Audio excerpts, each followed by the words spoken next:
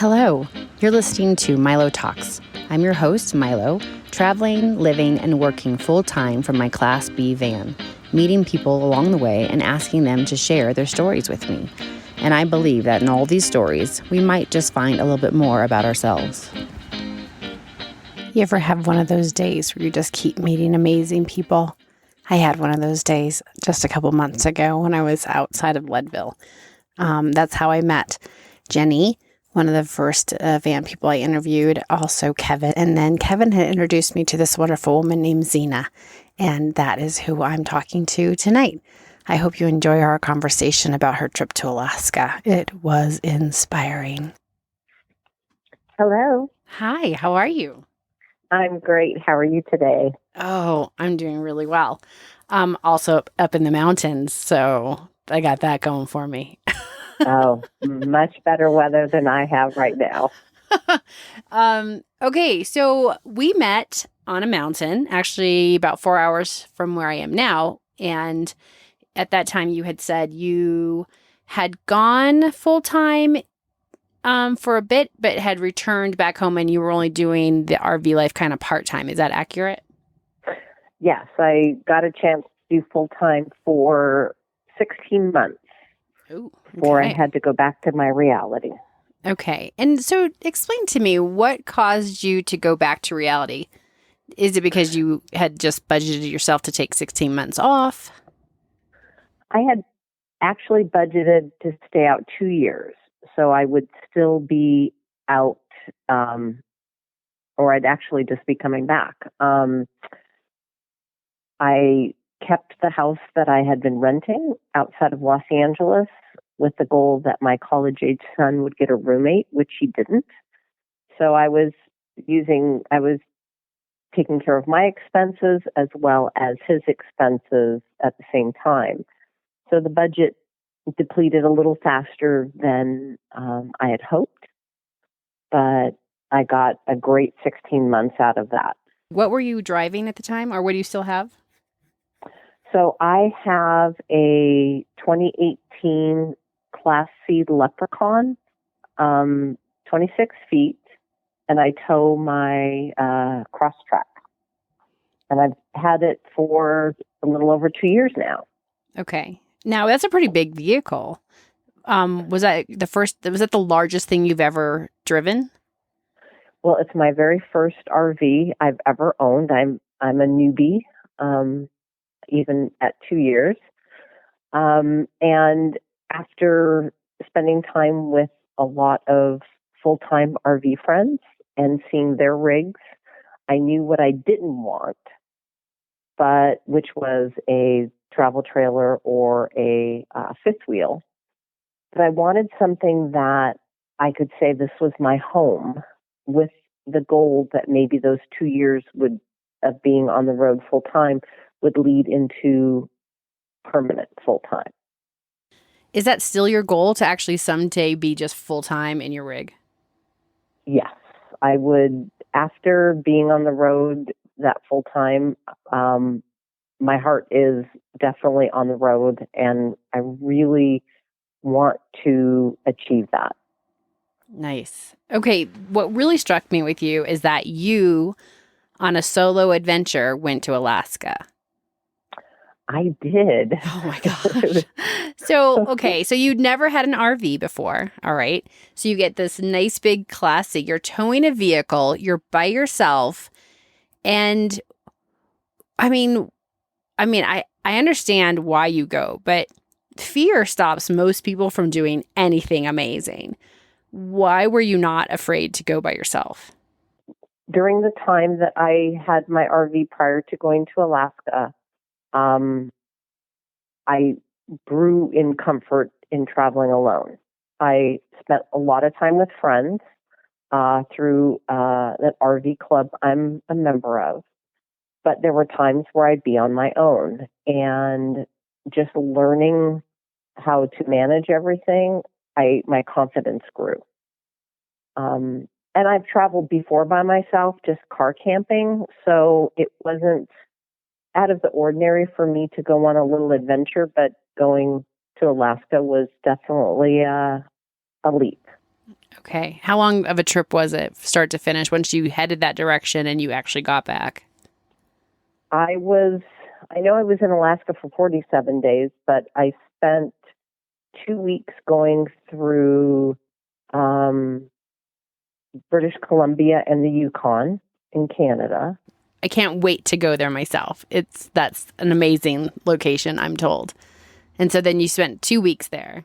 So I spent 2 weeks and never had reservations anywhere through the journey. So found places as I went along. And then back through Canada, when I exited, it was almost 10 days to get back to the lower 48. Okay. Now, your rig, are you able to boondock or are you staying at RV parks? Like, how did you manage going through Alaska? So when I first got my RV, the first 6 weeks, I stayed in RV parks. I ran that generator and was that annoying person in boondocking spots. But I am fully solar powered.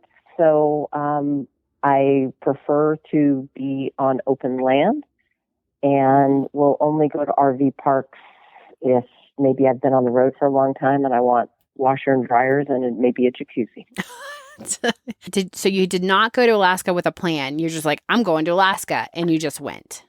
I did. A lot of, well, I didn't do a lot of research. I talked to a lot of people who have gone through the RV club. I got together with a Facebook group, RVing to Alaska 2019. So every week, a couple would run these live groups and talk about different areas of Alaska, as well as traveling through Canada.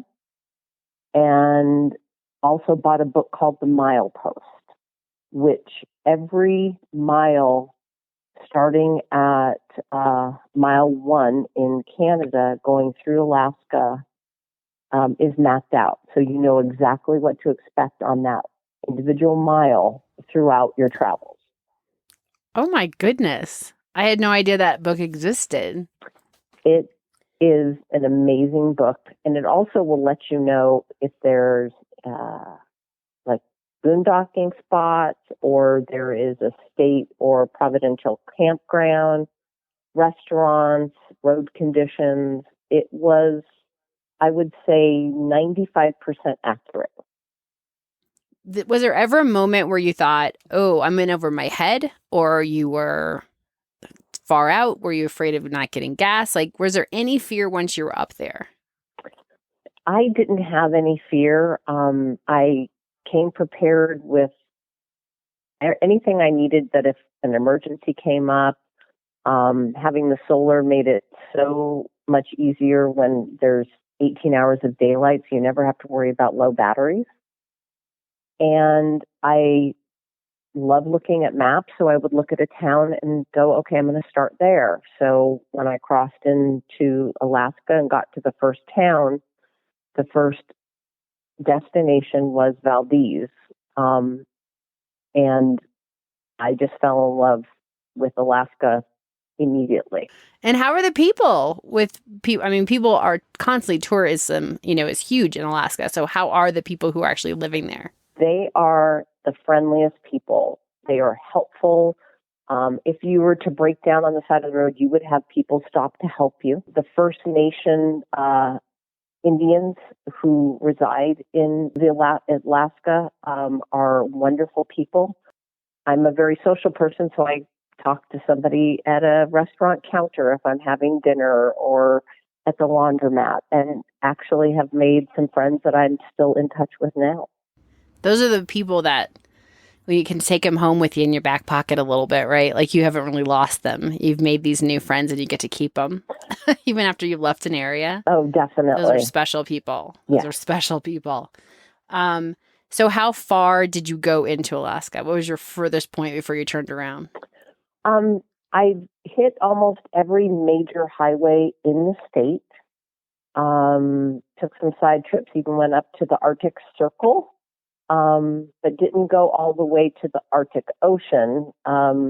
have to really plan that one, which I'll do hopefully next summer if the borders open. But I hit a lot of major areas and then a lot of small towns. The only difficulty that I had was some of the small towns, my rig was kind of big. So I would park it, disconnect, and then drive around in my car. There wasn't a lot that I missed as far as roads, but there were small towns that I did miss that are on my list to go back to. Wow. I just think that's incredible. Tell me the most spectacular, and I'm sure there were many, many, many, the most spectacular takeaway from your trip that you'll never forget. Well, for the first time in my life, my 55 years, I saw a humpback whale and an orca in the wild while I was on boat tours. And seeing a humpback whale breach out of the water and getting a photograph of that was amazing because it was on my birthday. I treated myself to that boat tour out of Valdez. That's amazing. Okay. And going to Homer, Alaska, I took another boat tour, and I've always wanted to see an orca in the wild and seen the pictures in magazines. And not more than 5 minutes out of the harbor, there was a pod of orca whales. Oh my gosh. So that part was just amazing. I mean, the wildlife in Alaska, as well as going through Canada, is just life-changing because they're right there next to you. Meeting the people who live there, I volunteered for a veterans organization and got to volunteer while I was in Anchorage. And so I met some amazing people who live in Alaska, as well as people who flew in for this event. And the people are just very genuine. You know, they live a very different lifestyle than we do, especially with half the year being in the dark. But they are so welcoming to anybody and invite you in. Next time you come in, let me know, and you can just stay in my driveway, or I've got property you can come to stay on. I love that. It's really not just there, but have you found that people, when they find out that you're full-time in a rig, they're like, oh, you should come down and we'll feed you dinner. And I've had strangers offer me, an invite to park at their place, which is really kind. You hear of other people who have struggled because it's looked down on. So when people are so kind and open up their life to us, it's so unique. It's just such a unique experience to have people be that kind. I was a little unsure that people would assume I'm homeless, because that's the stigma, at least coming from Southern California, where there are many homeless people living in RVs and just parked in neighborhoods. But I found people curious about this large rig that I drive, and towing a car. I've had people come in and see, the inside, and they get it because it's very roomy, it's very wide. I have it decorated with family photos and just things that personalized it for me. They seem to get it, and some people are like, I want to do that one day, and I said, don't wait for that one day. If you could, you would actually get rid of your home and go full time, though. I mean, what keeps you from doing that? I have a son who has 2 more years of college, and so I'm helping him get through those 2 years. I rent a house, so it would be very easy to leave, so I don't have to worry about that. And I've downsized most of my belongings with the goal that I was going to leave prior. And it's just about making sure that financially I'm not scraping by where I would have to come back. Right. Once you go, you want to go. I would go, and I would work, but I could work on the road. So with my education, I believe I could find jobs that I can do remotely, which would give me that freedom to be full time. So you have a plan to go back to Alaska if the borders open next summer? Oh yes, that's my destination for next summer. Even planning it out to save time and maybe not drive through Canada to get there. I may do a ferry to save, a couple of weeks and then drive back through Canada and get my lovely Canadian fix. Have my RV up there earlier and then just drive up. The goal is to get as much time through Canada and then in Alaska as I can. Which was prettier, British Columbia or parts of Alaska? Well, I would say between British Columbia and the Yukon was spectacular. I saw all the bears. Saw my first grizzly bear walking down the street in what's called Destruction Bay, which is right before the Alaska border. Just nonchalantly walking down the street like he owned the neighborhood. Wow. That was your first time seeing a bear A grizzly in the wild. bear. A grizzly A bear. grizzly. Oh my gosh. Yeah, How big do you think he was? He looked like he was more than half the size of my car. Wow. And I was told from a lady in the museum that it's a female with cubs, so that's why she was even bigger. I saw a lot of like bears and bison and elk initially through my drive in the Yukon, but the Yukon, it's so lush and beautiful. British Columbia has definitely wonderful places, but the Yukon kind of took my breath away. It was just, I did not expect the beauty. And Alaska, each section of Alaska gives you something different. So Valdez, Homer, Seward, which are port towns, are very different than going up to Fairbanks and being inland. In fact, I even had ocean withdrawals being, inland than being down at the coast, because the coast gives you have otters every day and seals swing by your RV because you're parked right at the water's edge. Oh my gosh. So I do find it interesting that you're going to go again. I mean, that says a lot, right? When you're like, I am going to do that again. I'm not even done with that place. Is it because you didn't see all that you wanted to see, or it was just so amazing you just have to go back? A little bit of both. I do want to travel to Juneau, which would mean flying. So there's a couple of areas that I would actually have to get on those tiny little planes and fly over that I want to do. And then there was quite a bit that I just didn't get a chance to do that I want to. So I feel like this is the time of my life that Alaska is definitely calling and that I want to go back. Excellent. This year, the borders were closed for, they closed down for the entire season, or they just, or was it just risky to try to get through? The only way to get through is if you had employment papers to get in that you had for Alaska, and they only gave you a short window of time to travel through.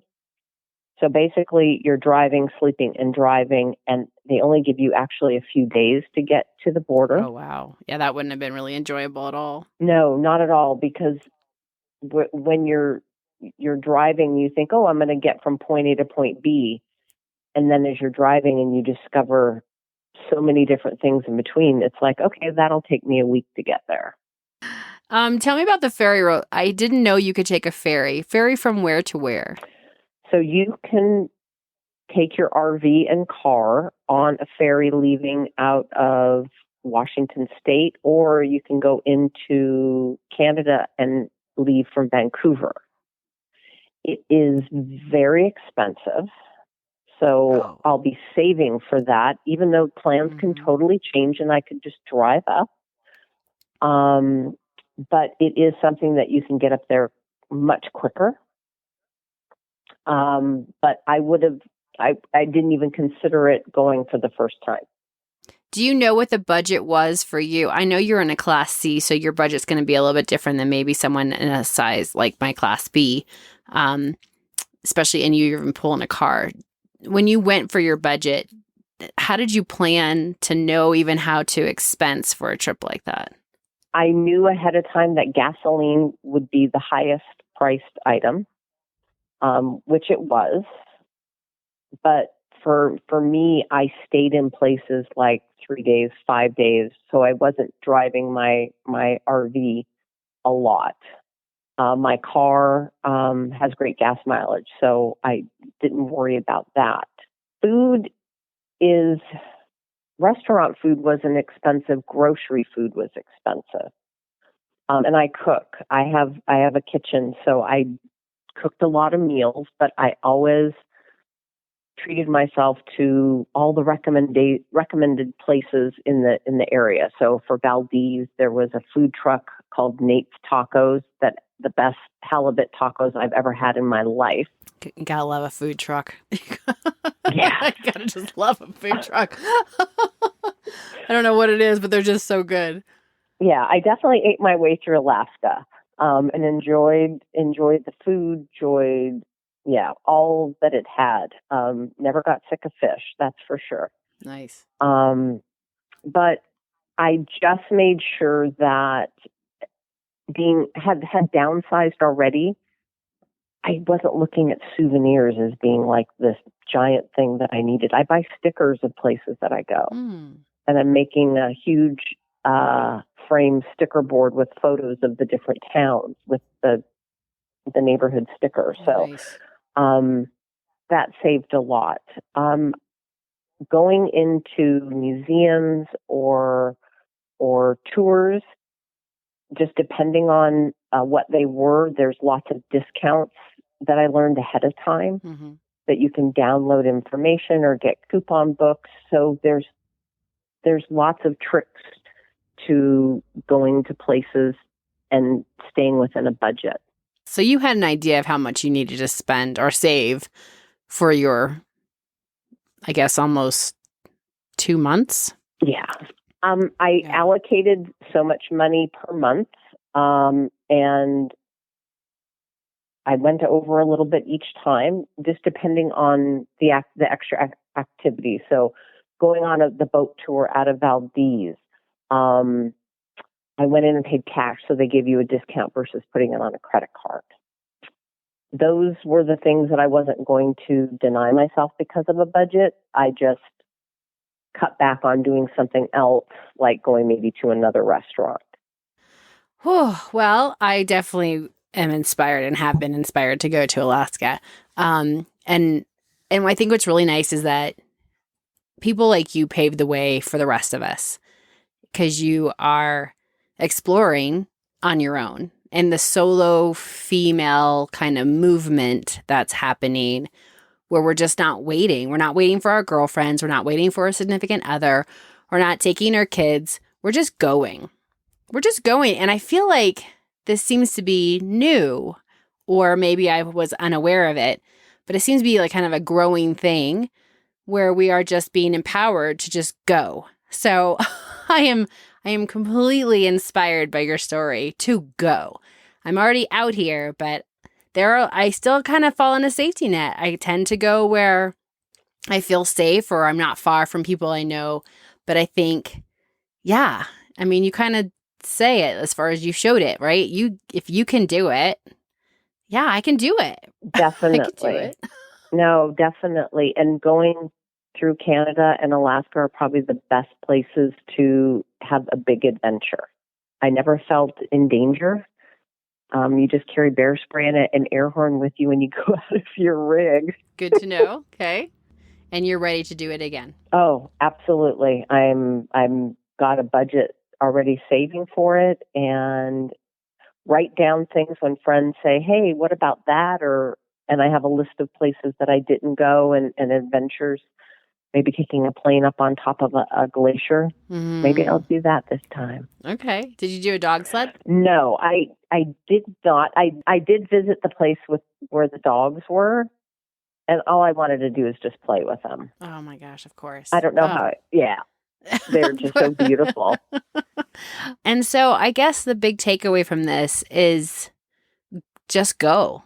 Yeah? Like, yeah. you set your sight on something, you set a budget, and you made a plan. You had a great book for reference, and you just went. Definitely. Yeah, don't let anybody stop you from doing it if that's what your heart really wants to do. Because then living with what if is not in my vocabulary anymore. Now, did you have it in your vocabulary before you got a van or before you got your RV? Oh, absolutely. Really? Yes. I have put off doing so many things in my life, maybe waiting for a significant other or waiting for friends to say that, oh, I'll go with you, and then they don't. There were friends who were planning on going to Alaska and said, oh, they'll go this year when we were talking last year, and no one went this year. So I have no regrets on what I did. I like the fact that you didn't wait and that you went. That's maybe my favorite part. And they thought I was nuts. Did they? Yeah. They were surprised because still being pretty new. So I had only had the RV a year.